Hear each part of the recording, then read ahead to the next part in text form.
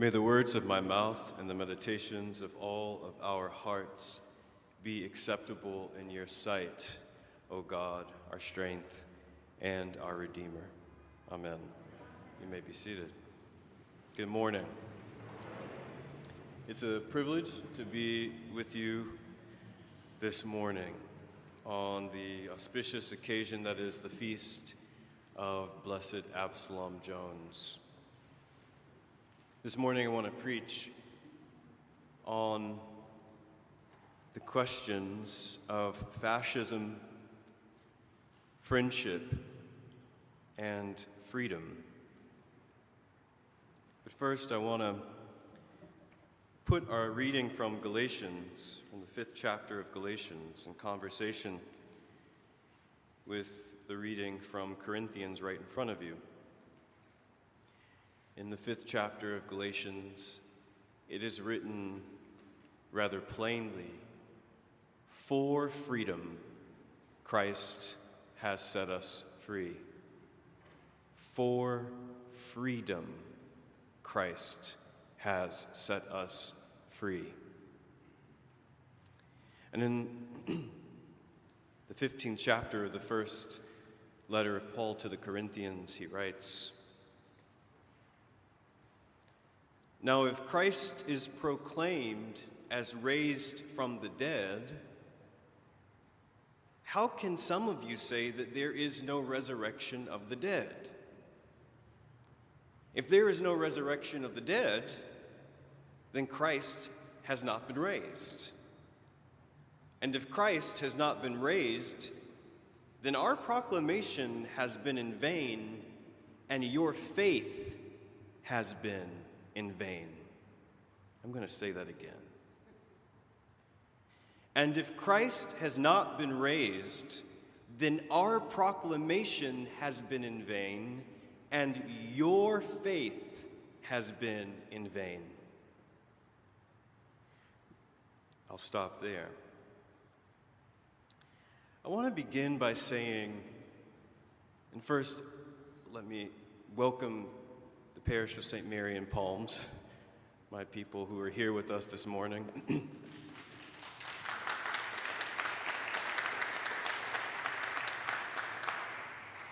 I say that because I'm about to say something they hear me say every Sunday, basically, which is that the resurrection is the high watermark of our faith. The resurrection is the high watermark of our faith. And what that means is that all of our lives are supposed to be lived in light of the resurrection, and not as something that happened once upon a time, but the resurrection as a reality. What that means is that we are participants in this seemingly impossible and inconceivable thing. And if we do not believe that we are participants in this seemingly impossible and inconceivable thing, which is the resurrection of God in the person of Jesus Christ from the dead, then our proclamation has been in vain, and your faith has been in vain. The resurrection of Jesus Christ invites us into impossibility. It invites us into inconceivability. And that is precisely the kind of theological and religious devotion that is required in this moment. To not only believe in the impossible and the inconceivable, but to believe that we have already been granted access to the impossible and the inconceivable. Because that high watermark is what will be required for us to face this moment. For some time now, politicians and political pundits have warned that American democracy is cascading toward fascism. And in just under a month, we have witnessed the unvarnished materialization of that warning with executive order after executive order attempting a mad dash toward broad deregulation of federal oversight in the private sector, a massive reduction of the federal workforce, a swift break with anything that admits of scientific integrity, an unflinching disregard for congressional and judicial checks and balances on the executive branch. We exist at this moment in the grip of fascist fantasy. And that's not a hyperbolic statement. And the extent to which we, as believers in the resurrection, must be participants in this life, in this world, in this moment, we have to face the truth of the situation. But all of the things that I just named are happening at the level of political or material reality. And the truth of fascism is that it is much more insidious than a political or material reality. Fascism is rooted, grounded, philosophically in religious devotion. The words of the Italian dictator Benito Mussolini from 1932 in The Doctrine of Fascism. Quote, "The fascist concept of life is a religious one, in which man is viewed in his immanent relation to the higher law, endowed with an objective will transcending the individual and raising him to conscious membership of a spiritual society." That is the degree of devotion granted the fascist mandate. It creates a unity, a oneness of the people. And that oneness of the people is then subjected to the singularity of a person. The oneness of the people's will, the spiritual membership, as Mussolini called it. Transcending the individual, that spiritual oneness of the fascist mind is subsumed under the unregulated, limitless, almost miraculous, divine power of a single person. And it is at that level of devotion to a single, divinely infused character that something more than mere policy or politics or law must address. The resurrection is the high water mark of our faith. It teaches us that a part of this world is a part of this reality is a dimension of possibility, a dimension of relationality, a dimension of transformation that often exceeds our immediate vision. The resurrection reminds us that in this life there is something that can be done and can be seen that breaks through the ordinary. But to what extent are we committed to that level of imagination? It's a question that we must ask, because if indeed the world in which we live at the moment is wrought in devotion to something that can be depraved at times, is devoted to something that is determined to target the vulnerable, to further oppress the already oppressed, that is determined to erase decades of political and social progress, if that is what people are devoted to, How do we shape our minds and hearts and vision around a deeper and truer devotion? It is the fact, indeed, that Christ has already invited us into that deeper and truer devotion, already granted us the vision, already bestowed us with the power to transform this world in ways yet imagined. And he doesn't do it by dictate. Christ bestows upon us the power to transform the world, to see a deeper and truer vision of reconciliation and hope and love by virtue of being friends.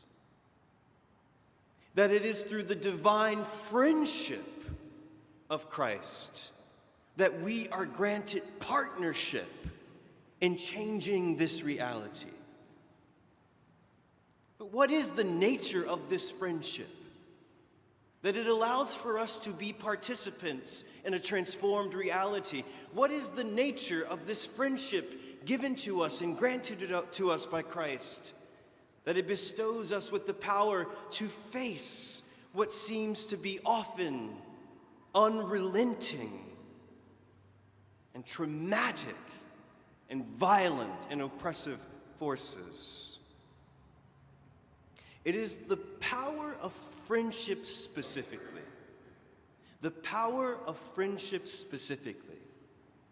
that calls us into a truer and deeper notion of who we are. It is with my friends that I am the most exposed. It is my friends who know my secrets, my fears, my shame, my dreams, my friends who challenge my stubbornness, my friends who call me out of a sense of self-centeredness, my friends who turn the mirror to me in times of confusion to show me the depth of my imagination, the vastness of my abilities and capacities. It is in friendship that we become or are stripped to the bare substance of who we truly are. And in the context of friendship, we are made whole and we are made brave.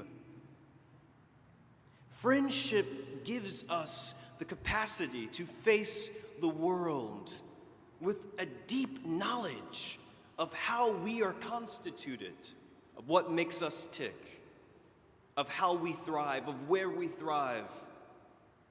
Friendship gives us the power to be one with ourselves, to be unafraid of who we are, and to stand before whatever circumstance life presents to us with a deep confidence in the person that God has made us. The uniqueness, the depth, the honesty, the intimacy of friendship prepares us to be brave in the face of any and all realities. In the 14th chapter of the Gospel according to John, the Gospel from which our reading comes today, Jesus says something that's always been so fascinating to me. Jesus says, "Very truly I tell you, whoever believes in me will do the works I have been doing, and they will do even greater things than these." What does it mean then to participate in the resurrection as a friend of Jesus? To participate in the resurrected life as a friend of Jesus who Jesus says will do greater things than Jesus did. Greater things than heal the blind, greater things than feed the hungry, greater things than raise the dead, greater things than any miracle that you can think of. What does it mean to participate in the resurrection as a friend of Jesus, who says that we can do greater things. We face a reality at this moment that will require us to believe in the high water mark of our faith, which is that a dead man can rise again. What are the places in our lives where we can be as though visions of the resurrection to those who are being shipped out, to those who are being exiled, to those who are being targeted, to those who are being silenced, to those who are being compromised for some agenda that is falling utterly short of the gospel that God has given us? How can we be reflections of the resurrection, friends of Jesus in a world that requires us to be miracle workers in the midst of a depraved devotion?